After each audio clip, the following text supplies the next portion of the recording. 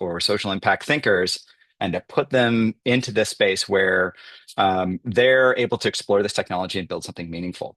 And so this sounded like a great idea to myself at the University of Maryland, where I'm a faculty member in their immersive media design program, as well as our partners at CU Boulder and at Georgia State University, where Elizabeth is. So what we are in the process of doing this year is expanding Social Impact Build Fest and taking it national. So I'll just also share our page so you can kind of see how this then translates to another university in the University of Maryland. So what's kind of great about it is that we're getting to work really closely across institutions, which never happens inside of academia. And so we're able to have staff come out from TXI to run the event at University of Maryland, but really still make it very particular to our community, to our region. And so we're partnering actually with Johns Hopkins University as well, the Do Good Institute, which is this amazing program inside of public policy at the University of Maryland. And it's been something that has really gotten people on our, I know in the University of Maryland campus, really excited about immersive in a way that is typically very hard to do. But this they get. And so it's really, really exciting to see how what we've wanted to do with IXA as an organization in terms of promoting and getting the word about immersive and what it can do and how it intersects with all of these other places in society is able to come to fruition in this really specific way. So that's some of the exciting stuff that I'm working on at the moment through IXA, and yeah, going to be able to show what we kind of come out of these four Build Fest with at AWE in June. We'll be kind of showcasing some of the projects I've created. Awesome. Thank you for that very that very eloquent description of Build Fest. It makes me more excited about trying to make it happen here, which we are working on. And so I guess what I'll do is go ahead and get started and talk a little bit about what, just kind of remind everybody about what IXA is, and then I'm going to let Erin talk about some of the upcoming events, and then we'll kick into our programming. So welcome, everybody. I'm Elizabeth Strickler, and I'm the programming chair. And we just heard from Jonathan, who is the membership chair, and then we're going to hear from Erin, who's the chair. But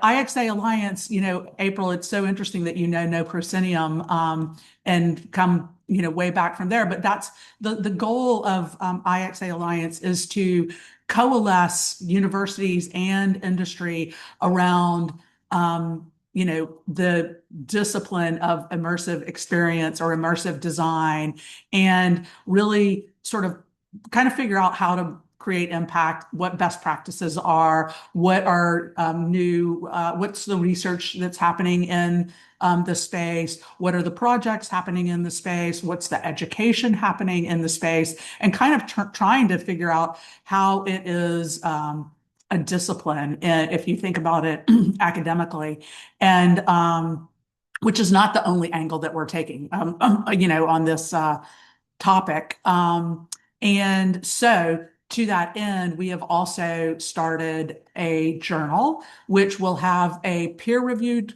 portion and a more sort of blog or opinion or just description pieces as well. So the great thing about today is that we're going to, look at people who are, in school doing thesis on an MFA thesis on in the area of immersive experience, immersive design.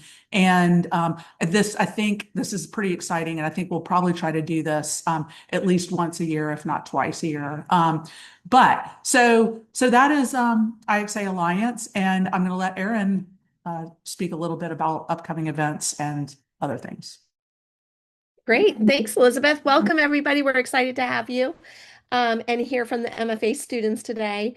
So our upcoming event is actually to launch the Immersive Impact Review, the online magazine we're not really calling it a journal anymore. We're calling it more of an online magazine since it's a combination of industry and academia talking together on this. So that launch is going to happen during South by Southwest. So if you happen to be in Austin on Friday, March 13th, come join us at my institute at Texas Immersive Institute. We're going to host the IXA's annual South by Southwest meetup that we do. This will be our third year for since we launched for IXA to be at South by Southwest. This one will be officially to celebrate the Immersive Impact Review. So there'll be light hors d'oeuvres, there'll be chance to mingle, there'll be demos.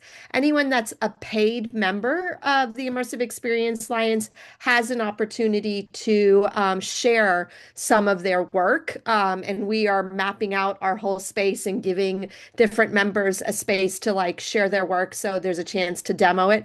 Think of it like a small XR exhibition that what Blake is putting on. And then every 15 minutes, there'll be one of the authors of the Immersive Impact Review. We'll kind of do a quick Ignite talk on what's in the review and hopefully to get you guys excited. The event is already up, so if you know you can be there, by all means, go ahead and RSVP on our Partiful. It's Friday, March 13th from 4 to 6. And whether you can or not, maybe you know people who are going to be coming to South by Southwest, so please promote this and share this with them. Come help us celebrate this launch of our journal, of our review. Thanks all. Awesome. Great. So yes. So Bobby, one of the people presenting today, was a presenter last year at the IXA South by Southwest event. So a familiar face. But I want to go ahead and get started. This is a pretty small group. I'm surprised, but we did change our way of registering. So maybe we need to spread the word a little bit more next time. But that's all good because first of all, we're a small but mighty group, and I am recording as well. So what I'm going to do is stick to the plan, which is to have Jeremiah go first. And Jeremiah, I'm going to time you at about 12 minutes, and then we'll have a few minutes for conversation after that. And then I'll let each of the others go with a small amount of questions afterwards, and then a conversation at the end with, 10 or 15 minutes left. So, Jeremiah, you want to go ahead and share your screen? Yes, Have I given you sharing rights? I sent a request just now. I don't think I did actually. Okay, you are on. I do have it. It's going to do desktop. Hopefully, there's nothing too much mess to see.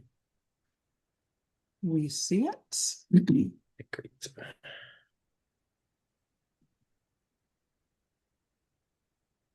All right. Everything happening? Looks like. Okay, great. All right. Thank you all so much for allowing me to do this presentation.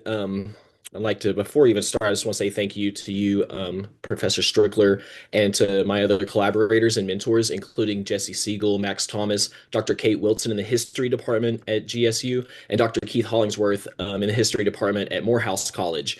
I'd also like to thank Xiaofan Zhang, who is a PhD candidate at GSU in history. It is because of a combination of both of our passion for Greenwood Cemetery in the Chinese section and both of our research that I've been able to do a lot of the work that I've been able to do. And so I'm just very thankful to have a collaborator to really get into the very esoteric things that I'm deeply, deeply interested in. So today I'd like to talk about uncovering South Downtown Atlanta's early Chinese community through emerging visualization technologies.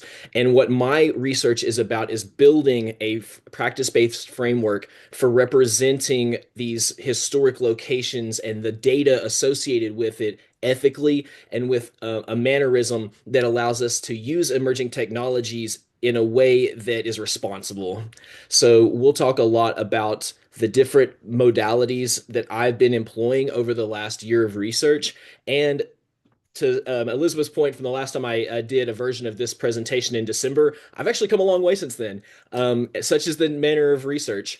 Also, technology has come quite a way since December. I think anyone in this group would agree. So it's very interesting to see how quickly we're able to get our hands around different modalities. And one of the reasons that I want to make this practice-based framework is precisely that, so that I have an opportunity to actually take all of these great tools that you see flying around on Twitter and actually put them into a place where it is being used in real life with real use cases. So before I go on to, I just want to mention to the side here, this is Miss T.Y. Young from 1924. She was a member of this early Chinese American community. And so let me tell you a little bit more about that community before we continue. So Atlanta has had a Chinese community of sorts for a very long time, but there are two distinct phases in that Chinese community that have a really large separation, and that's because of the Chinese Exclusion Act of the early 1880s. And what happened during that time period was they stopped allowing Chinese people, ethnically Chinese people of any kind, to come into the United States except through very, very narrow channels. And what amounted to that was that the people who were already here became island nations of sorts, where they were in small populations. They weren't allowed to go back to China. They weren't allowed to bring their Chinese wives or family to the United States because of anti-miscegenation laws. They weren't allowed to marry. They weren't a lot of times allowed to use the banking system. There were a lot of reasons why they were secluded and segregated into their own populations. Well, here in Atlanta, we had a small but thriving community, especially between around 1880 to around the 1930s. And that particular generation of people, which were primarily male and I've often referred to as bachelor societies as a colloquialism, were thriving here in Atlanta for a very long time. And this example from the Atlanta Constitution from June 14th, 1903, uses the term Atlanta's Chinatown to describe a place which at its center had a grocery, a general store on Decatur Street, which if you're an Atlanta person, you know where Decatur Street is at, and a laundries that go in every direction in the suburbs. So this next image I like to show before we get into the modalities is a map compiled by Xiaofan Zhang that shows the Atlanta-based Chinese-owned black businesses between 1890 and 1910. Now, if you know anything about Atlanta, then if you look at this map, there's a T and a circle with a pin because it's a photograph of an image. That's right in the middle of Georgia State campus. So everywhere around there were Chinese-owned businesses around that time, which is probably very astounding if you think about the fact that there were only about 50 to 70 Chinese people in Atlanta at the time. So if you were talking about almost every single person, according to the city directories and other data that I've compiled, being job owners or job creators, it's really an astounding thing to think about when you're talking about only 30 or so years after the Civil War here in the Deep South. So that racial dividing line actually creates a lot of complications that we haven't fully dealt with when it comes to how these populations interacted with both the white populations and the black populations, which will be the crux of the end of my conversation today. So what I used is a bunch of archival sources, including Sanborn fire maps, historic photographs, census data, city directory data, personal records I found from specific sources, and a ton of newspaper articles to compile ideas around where these people were at and what they were doing. This photo I decided for this presentation is to use as a pivotal photo because this is an archival photo from the GSU library. This depicts Harry Liu and Company, which was a Chinese grocery store that was down on currently MLK. They used to call it East Hunter Street at the time that this photo was taken. So this is right downtown. It's currently a parking garage where you see, which I'll illustrate a little later. But this was a prominent member of the community, and I used this photo as a way of showing to y'all fine folks some of the modalities I used for emerging technology. A little bit more, maybe we'll keep going. So the very first method I did is I built a physical map, and I built out a physical place, and I used video to video technology using Runway Gen 2. So this was quite a while ago to create videos of the downtown area. And then I did a creative arts thing where I was overlaying newspaper clippings and vocalizations about clips of them talking and things like that. Next, I went and I used Topaz to enhance the original image from a 480 by 480, which was the highest resolution image I had available without going to the actual image, out to a very, very large size. And you can see some of the result there. I also used Meshi to try to capture three-dimensional versions of the buildings on another pipeline heading towards Unreal Engine with some physical buildings. I like the physical structure I got from these, but as you can see, it's still a pretty messy rendering based off telemetry. So finally, I started going into something a little newer. Now, at the time that I did this, Nano Banana Pro had only been out for 7 days, and 7 days seems like a long time in AI world, but we had not had the type of quality that we had for doing a combination of both LLM and diffusion at the time. So I took the image this time, and I was looking to have a novel view of the same photograph, keeping as many details the same as possible. So I essentially said, if you were in this photo and you walked right up to the edge of that sidewalk, what would the view look like in more of a panoramic view? This is the image that I was able to produce with Nano Banana Pro. Now, one side note I'd like to make around accuracy and inaccuracy is I used the Sanborn fire map to tell the Nano Banana Pro that the corner of the building was right there past the edge of the photo, which is not exactly inaccurate, but as I'll show you with the Sanborn mapping, it's actually about another half a block further, so it's not exactly where the corner would be in real life. But just, as you can see, the details are pretty good. Now, I did go back in with Photoshop and my own, I'm a filmmaker and an artist myself, so I didn't want to present something with inaccurate text on it. So I went in and cleaned up the text on the faces, including where it says Chinese grocery. I could, like, in an artistic way, went back and redrew those elements as you would do in a post-production setting as a filmmaker to make sure that what I presented was not exactly production ready, but was presentation ready. I also did some image to video with Runway to see if I could get novel views by having the camera look around a bit, but I did not think the results were of a quality that I want to present in video form right now.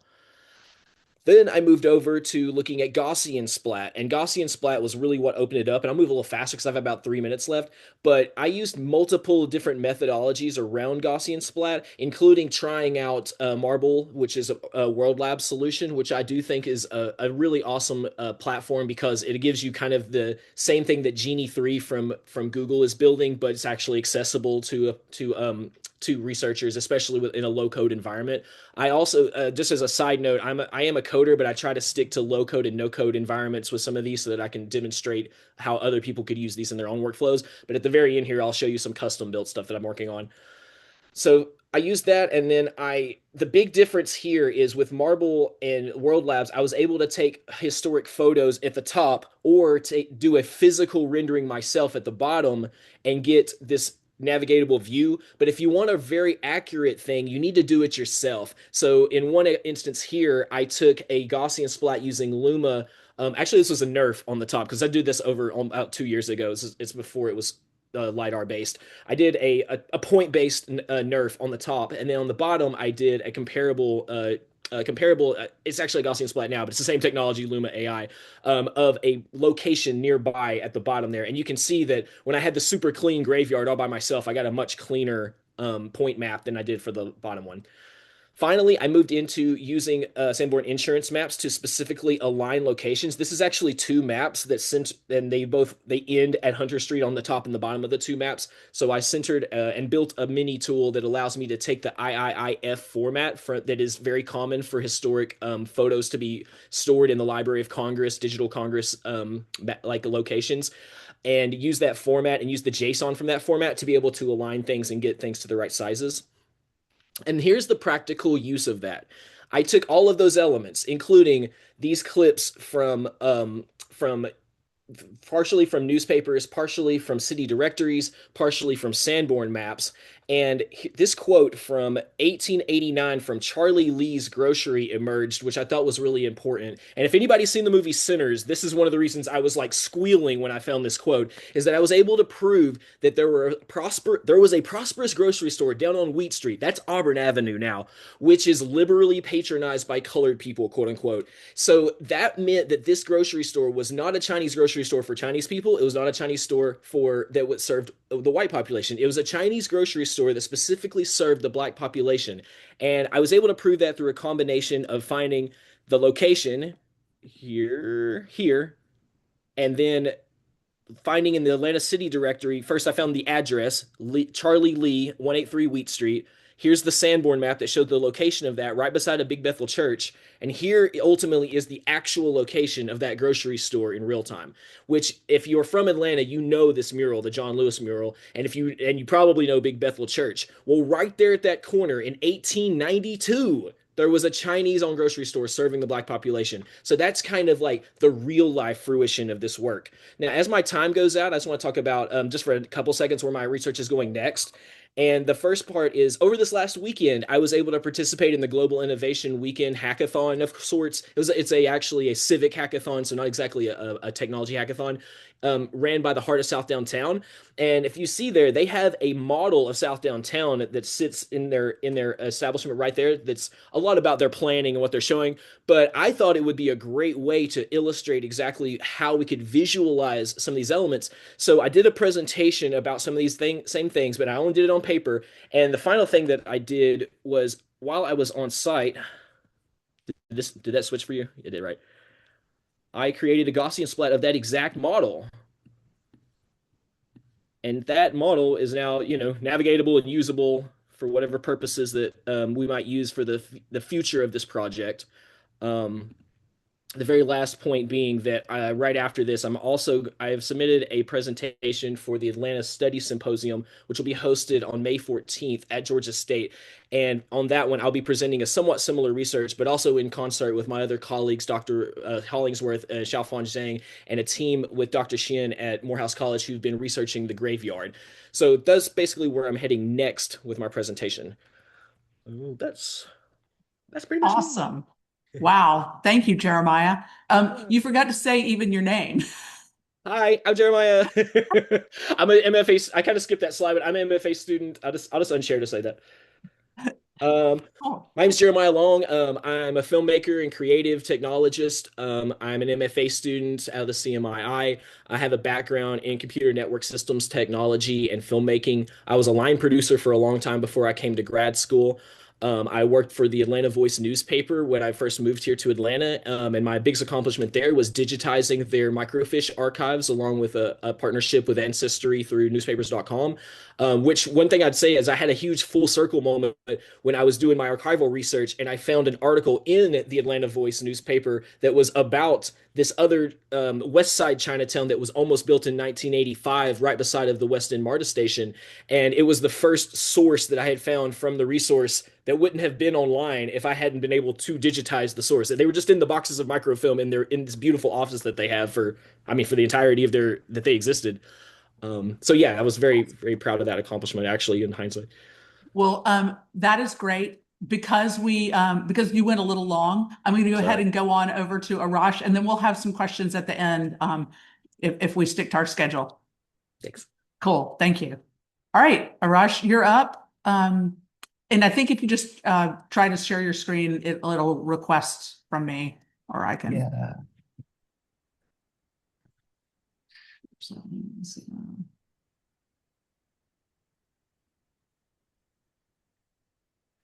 cool. There you are.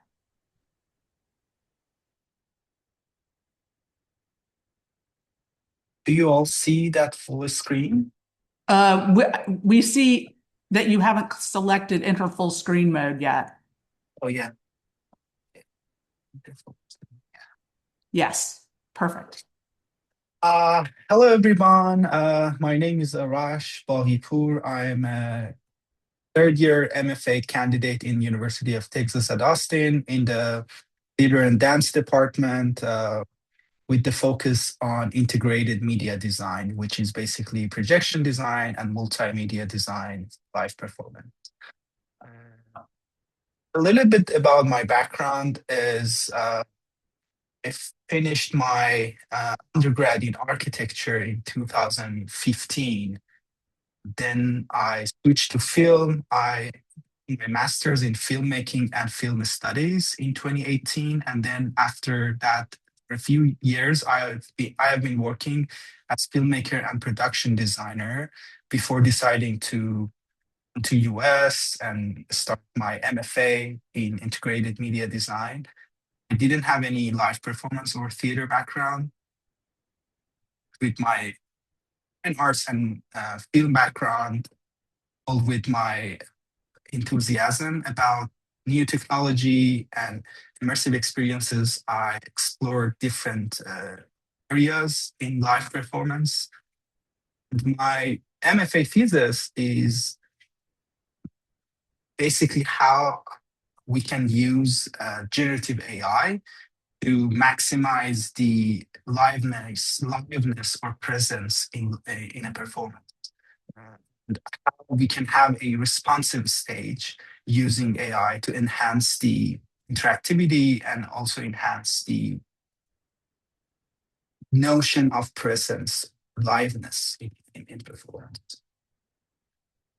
So to understand this shift, I think we first have to look at, we can define liveness.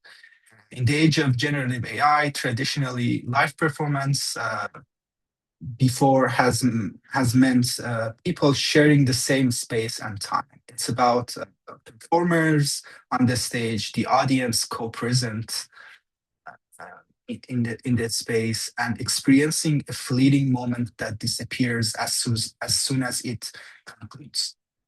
My framework is closer to modern performance studies scholars. This directs encounter between bodies and attention forms, like the essence of theatrical liveness, meaning meaning in this context arises through the exchange between humans in real time. When we networked and when we connect things together, like media with human and stage, especially computational media enters this space, the definitions expands. Using cameras, microphones, sensors, rendering engines, and artificial intelligence now, we can mediate perception. Performance gesture might be captured, analyzed, and re-rendered within milliseconds. So presence becomes distributed across technology. Human and machine can cooperate to produce this live event. In such context, media stops being passive documentation and enhancement of the stage, and it also becomes the material through which the liveness is built. It's shaped by system latency and synchronizations. Space blends physical and digital dimensions, and perception is filtered through algorithmic selection, distortions, processes. So AI systems, when trained or prompted to act interactively and respond autonomously within these design boundaries, not replacing humans, but constructing experiences. So for my MFA thesis, I made a video installation using generative AI and LLM tools inside Touch Designer, where you can interact with the system, also update the narrative, and visualize the input of the audience in real time. So in this context, the audience presence is working with a generative system, a generative computer inside Touch Designer. The audience input can date the narrative in a restricted environment and create new meaning based on each audience input. To design this generative system for having liveness, this is the diagram that made inside this computer using mini computers like Arduino Uno, and use push buttons or dials that gives the audience the agency to choose what they want to see, what they want to do among the contents that I provided them. they can select which one they want to select, they want to review. Also, by using a microphone and camera, they also can talk to the computer. In this case, I have been using speech to text and text to speech tools inside Touch Designer, which all of them are developed by Liel Hintz Simulate, who has been developing these AI tools inside Touch Designers, creating basically custom build operators using different APIs, and you can have your own subscription with each of them and have tokens to use them in different ways. So not only you can have text being generated and being read to the audience, but you can also store the audience input as they can simply talk with the system, use the text, create prompt, and from that prompt create visuals. So endless opportunity. That the big question would be how we can constrain this, how we can be more curative what we are going to offer to the audience. So this pipeline functions in four main steps. First is the capture. Audience speech is recorded and transcribed via speech-to-text software, which I used Assembly AI. Interpretation is the next phase, that the transcript is sent to a language model along with detailed instructions that limiting the tone, vocabulary, and the theme. And then the next phase is generation, where AI outputs text, voice, and visual prompts based on that interpretation. And visualization is the last phase, where images are rendered and considered live, generated voice. Audio is spatialized in the installation using 11 Labs text-to-speech API. Rather than running on autopilot, I think in this case, the AI can interpret live input through the rules the designer gives the system by adjusting parameters like temperature for creativity or seed for consistency, using LoRa's or visual style, using control nets to have like a physical composition and physical mapping. You can limit AI so that instead of just giving a random general visual, you have more control on the output. So the porous wall of consequences was the first iteration that I made in January in University of Texas in Austin.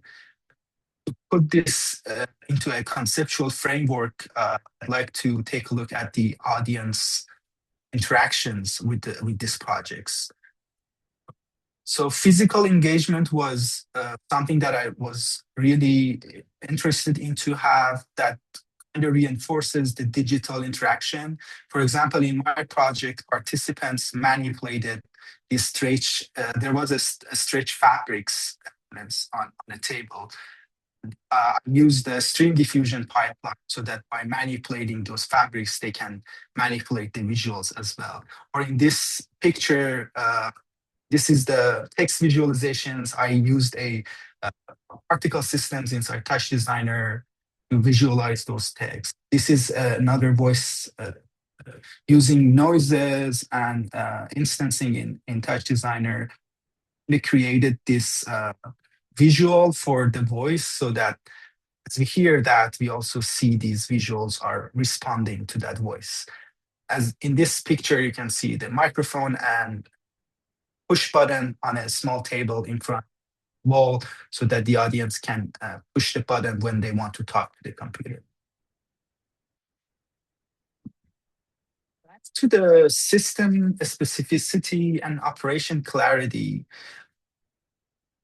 I already mentioned the tools that I use, like speech to text, text to speech. One of the important things to create the final output is the engineering. So for this, I stored the audience input as a text file.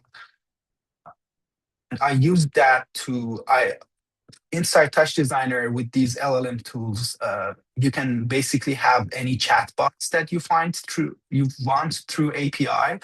So I had this structured prompt that turns the audience inputs into a 30 words prompt that describing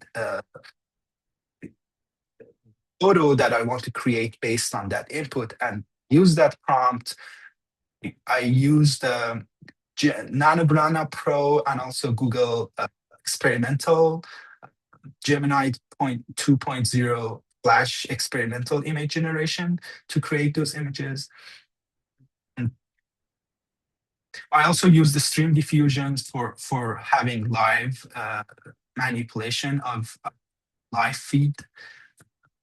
So in these examples, these are the prototypes that I made before the actual, where I can also create a context inside the system. So instead of letting the Gemini image generations to generate whatever image that they want with whatever aesthetics that they choose to, we can create a context with using the same chatbot. For example, in this scenario, we want to have like visualize mythical creatures that based on Indian mythology or Persian mythology. Based on that context, we can the Gemini image generator use that context to visualize use the prompt to create an image, but also consider that context that you provide.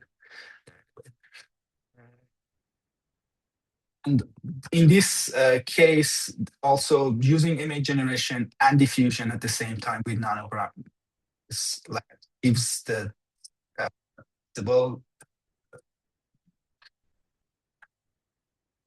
things that I have able to create so far.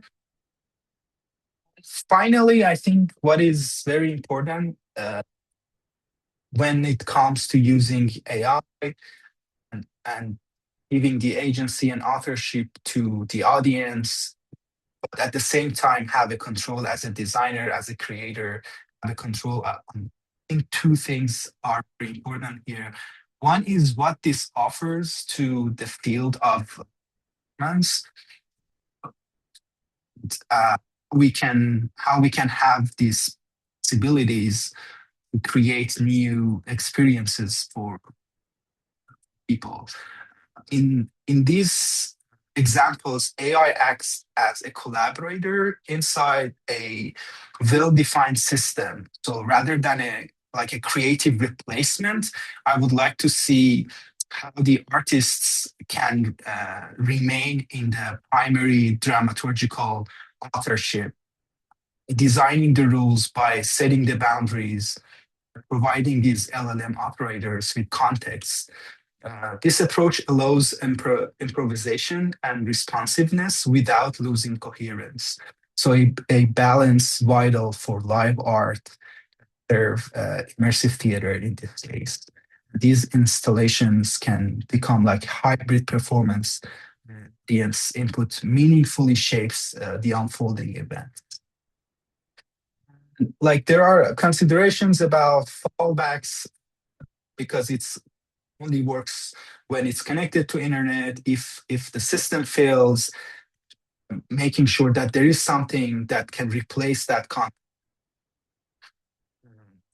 So the intentional privacy, all those data that is coming from the audience, how to use them, the ethics here, to store those, and making sure that the consent is there to use those data.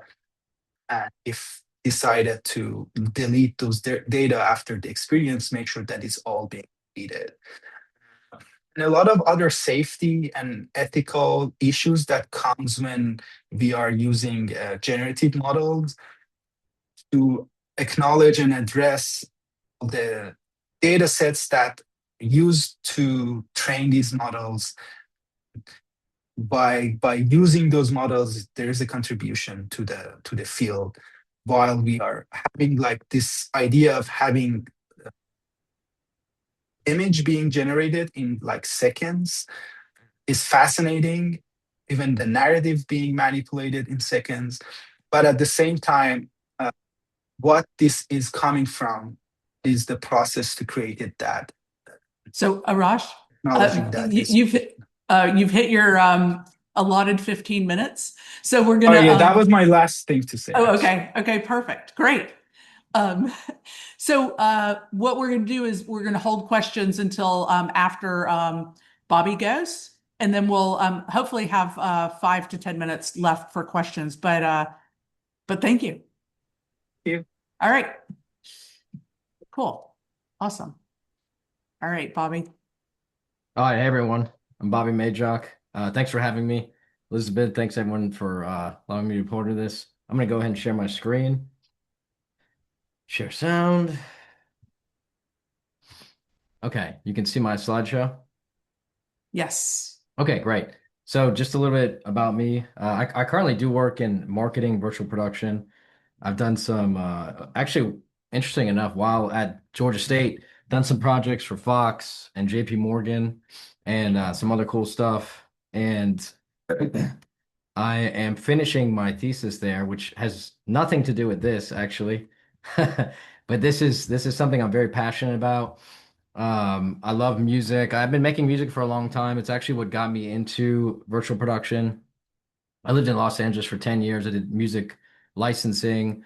And while I was there, I also got my master's in philosophy. So that's going to tie into this presentation as well. And actually, I'm going to start my own timer as well here. And so what this presentation about, I've called it Form, Origin, Body, XR, and the Fracturing of Musical Identity. It's about a music project I started.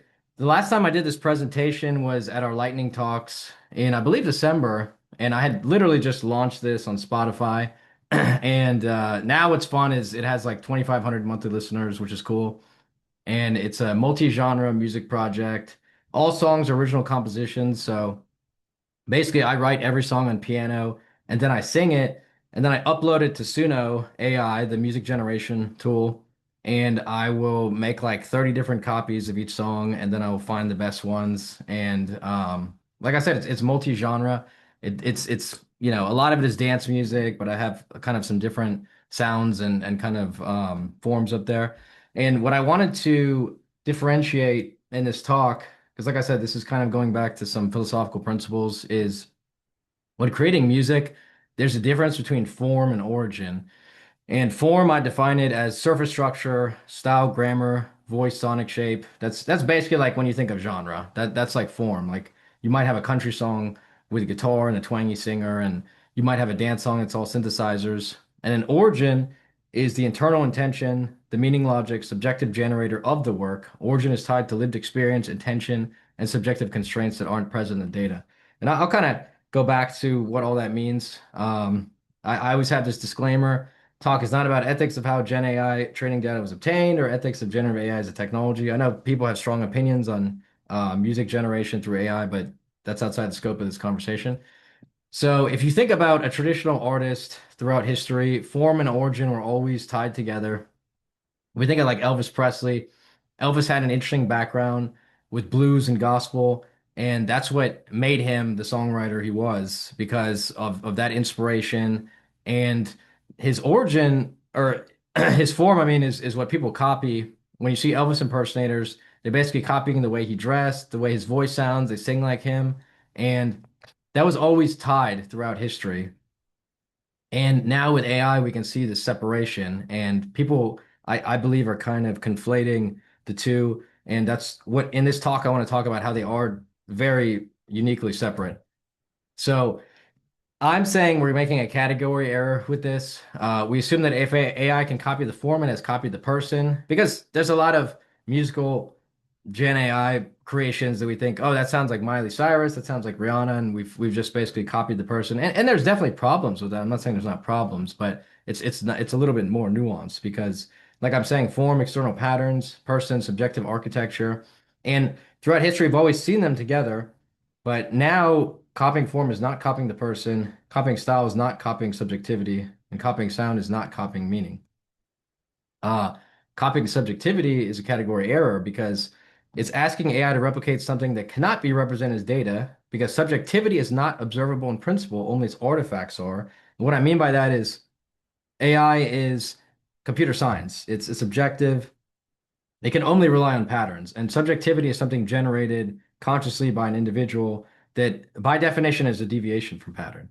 So you can copy the artifact. When Elvis writes a song, what comes out of it is the form that we can copy, but you can't copy the generator. AI doesn't have true cognition.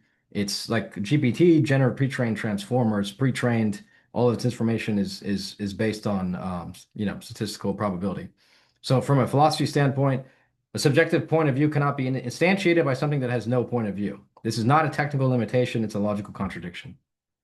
So back to my music project, it's based entirely off origin, logic, intention, and original pattern. Origin pattern, I mean a subjective emotional generator. So I have no form in this project. If you listen to the music on Spotify, it's the form is always different because I'm writing the song and all of this, micro data gets captured in the songwriting, but you don't actually hear my voice, you don't see my face. And at the end of this presentation, I'll play you something where I'm represented by a metahuman because I can always be somebody else depending on the song and the genre. So, like I said, my project Ocio is not tied to a body, a timbre, or a visual identity. You hear a digital voice and see a digital face. Metahuman, XR, AR construct, no forms repeat, no form becomes a pattern. With no stable form, there's nothing for imitation to latch onto. Ocio exists entirely at the level of origin. And even when I upload my voice into Suno, first I change my voice into an AI voice and then upload it. So there's my voice doesn't exist in the database. So subjectivity syllogism, this is just like my philosophical fine print. I have my premises here, and this is basically saying that pattern-based models cannot generate origin because origin has no stable pattern to model. Like I said, subjectivity is basically a deviation from pattern. In science, we seek to eliminate subjectivity to have objective conclusions. So I want to talk about, this is the song I'll play at the end. I want to talk about lyrical imagination because lyrics by themselves in music, don't really have meaning until somebody sings them and assigns some value to them. So I want to read these lyrics completely monotone. Every memory cuts you deep and you don't know how to close the crease. And you pray that someday you might get out, you might get peace, but you know it won't come fast. You know this is all too deep. Hang on, hang on, hang on. So you can see it sounds awkward because there's no meaning assigned to it. They're just words on the page. Why is it weird? We've lost prosody, melodic contour, tension and release, vocal dynamics, rhythm, meter groove timing, harmonic context, timbre, embodied expression. And one thing I want to clarify is when I say meaning can sound like a vague mystical word, but it's not. In philosophy, meaning is simply the structure of intention. So that's what I mean when many different people could sing those lyrics and they would have different intention behind it. The song can mean many different things as well, depending on how somebody sings it. And I don't think we don't always notice the breath and the micro movements and how complicated that equation is when somebody sings a song, because it will almost always be different. It's like a snowflake. So now assigning meaning, when you write a song and you have lyrics, you basically have two different ways to assign meaning right now. One, you could just upload the lyrics to Suno and you get form with no origin because you're relying on Suno to create the intention and the meaning behind the lyrics. And what it does is it has no subjectivity, so it collapses to statistical form. It recombines patterns from the genre you choose, good patterns, bad patterns, cliche patterns, all treated equally because it cannot judge quality. It can imitate what hits sound like, but that only reflects collective radio averages, not personal taste or intention. Result: Suno produces a statistical representation of a song, not a subjective creation. Everything starts to sound the same because the system cannot create deviation. So even before Gen AI, we could probably turn on the radio and say, hey, all these songs sound the same because a lot of people kind of, they fell into bad patterns and bad habits and maybe different songwriting camps like Nashville, people kind of, hear each other's songs and want to sound the same. And just to be clear, it's not a limitation of today's AI, it's a conceptual limitation, meaning this isn't like a graphics, a GPU problem, or, in a few years they'll figure it out. Like this is a conceptual issue. It has nothing to do with firepower.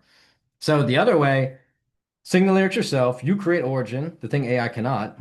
Your subjectivity assigns origin, intention, taste, emotion, memory, meaning. Your imperfections, timing, micro choices, and deviations create new patterns in real time, the hallmark of human expression. Those deviations are where originality comes from.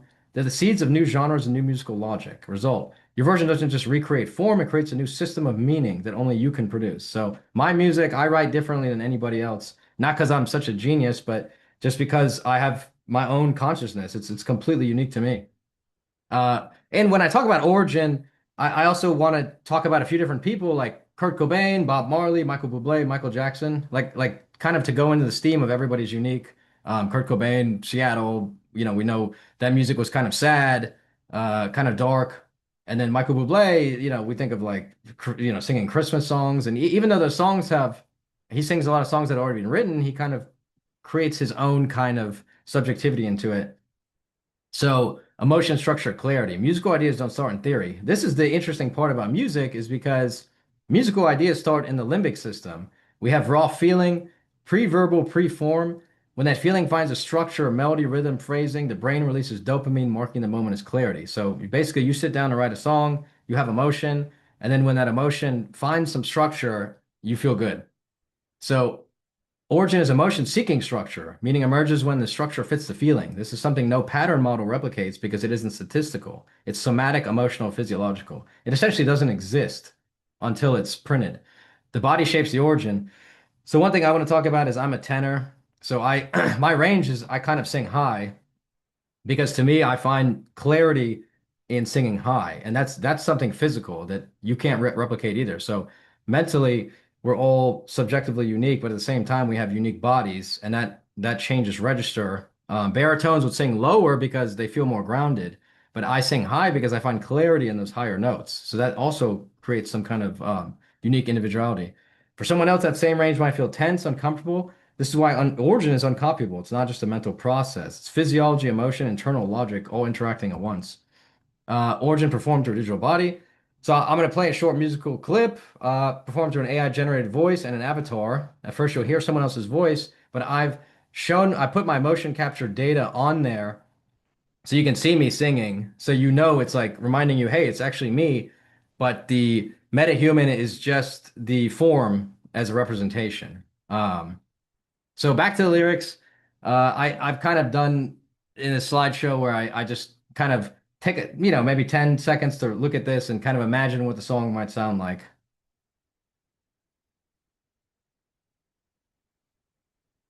And of course, my song will sound different than the one you might hear in your head. So before you hear this, I want you to think about something. Every artist could take these same lyrics and assign totally different meaning to them, infinite variations, infinite emotional worlds. When you see my face, watch my micro movements as I sing, because that's like the brain and body reacting to emotion. That's where the meaning is. That's the origin. So you'll see when I sing the micro movements. So let me pull up that clip now, and let me just test the audio. You can hear that audio comes through, right? Yes. All good. Okay, great. I'm gonna play this now. Every memory cuts you deeper, you don't know how to close the crease. And you pray that someday you might get out, you might get peace. But you know it won't come fast, and you know this is all too deep. Hang on, hang on, hang on, hang on.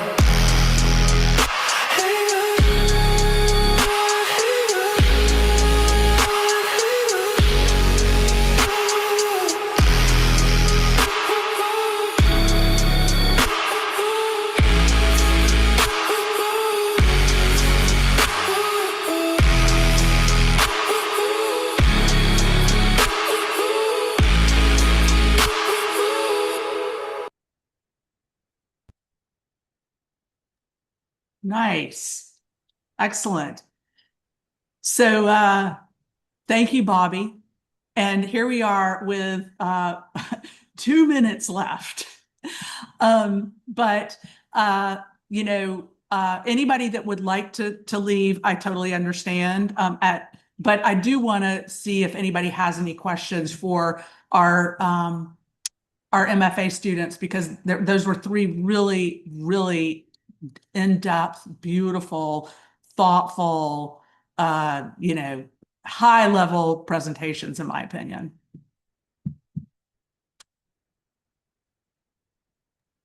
Yeah, Erin, you unmuted.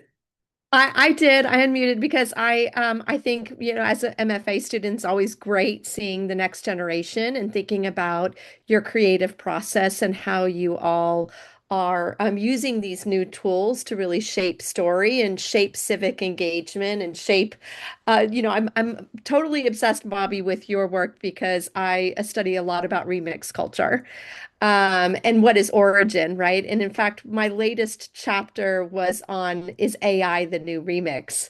So kind of thinking about like what is original and how you're applying about it, how you even manipulated your voice and didn't include the original voice, I thought was really interesting to your approach. So kudos, good job. Yeah, I was just going to say, just an observation. I've seen this, Bobby's work before, but thinking about meaning, when I see the process of what you went through to create this, I attribute a lot more meaning to the song. So to me, if I just heard that song sung, and even if I saw the avatar online singing it, it's very different in the fact that I know so much more about you and the process and even more of your backstory too. This has a lot more meaning. So I love this distinction between uh, form and origin because we're dealing so heavily with that right now. Like just write me an email that just fits the form because I really don't care about the origin because I just need to get this across versus I really want to be artistic and express myself. Anyway, great, very interesting. Yeah. Other questions? Because I was just going to make a comment just about Bobby stuff too, but also kind of about all of our stuff that there is something to be said that the providence and the lore of where things come from matter a whole lot, especially when if you think that within the next month or so, the 13-year-old Discord kids are going to have Sea Dance 2, and they're going to be making the sequel to Titanic where he lives, the whole thing though. And there's going to be a reckoning as to whether or not that person that made that is an artist or not.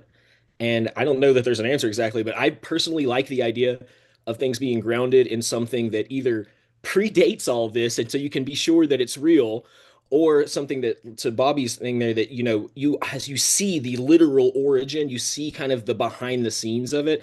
I would rather see that than, I mean, you can make something you could put those words into Suno without doing that whole process press button and make another 50 copies. But the lore behind what you've done, Bobby, is what gets you monthly listeners in my perfect world.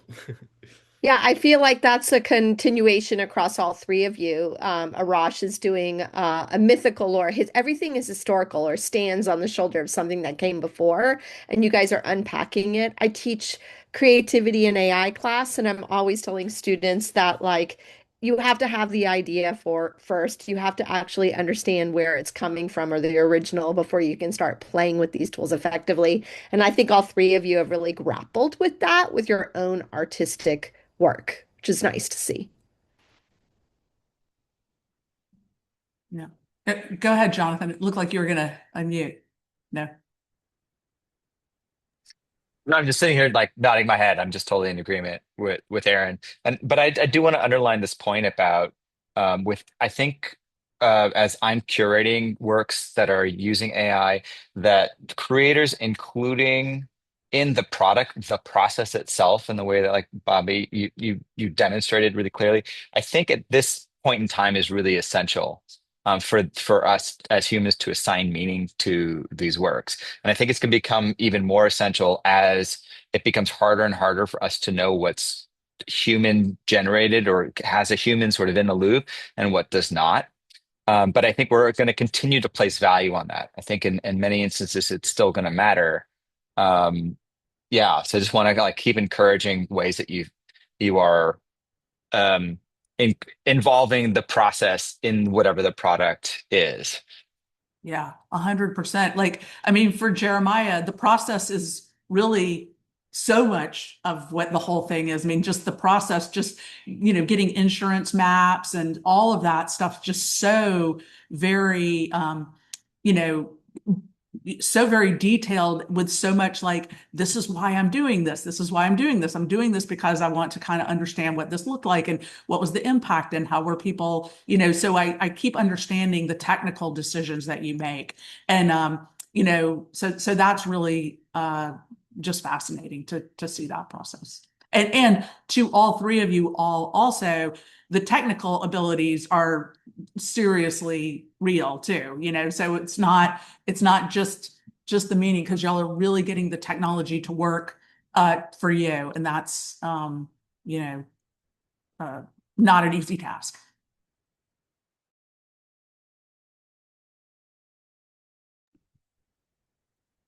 Just since you're on here, I'd like to follow all of y'all's work too. Arash, it was really awesome to see your stuff and connect with people outside of our university. So, I mean, dance cannot be AI'd. Yeah, same. I would love to hear more about you all's projects as well. Well, then come to these projects, these programming meetings, because we do have we had Jonathan did a whole thing on dance and AI and dance and just dancing with robots and fascinating stuff. So I do want to give you all back your afternoon. This was a small but mighty little group here. We do have a recording, so that's nice, and we'll get that out to everybody. And stay tuned. I think next in March we're going to have Rohit Rao and Ro and Randy Wilston. And just stay posted, stay in contact with us. We will, now that we have your emails, we'll probably send you a reminder about the next event. And if you want to present anything at South by Southwest, let us know. And thank you all again for presenting, and everybody for staying, and great work, y'all. Thanks, Yeah, everyone. thank you for sharing your great work. Thank you all. See ya. See you later. Bye.